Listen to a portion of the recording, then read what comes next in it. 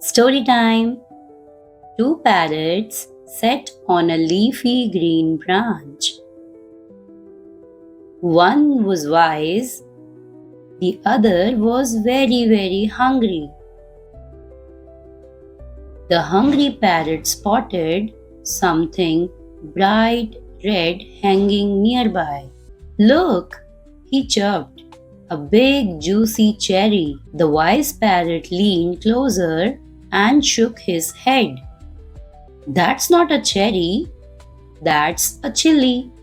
It's full of fire. The hungry parrot laughed. Fire? Don't be silly.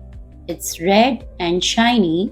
It's sweet. I'm telling you, the wise parrot warned. If you eat that, your beak will feel like it's on fire. You just want it for yourself, the hungry one said, holding it tight.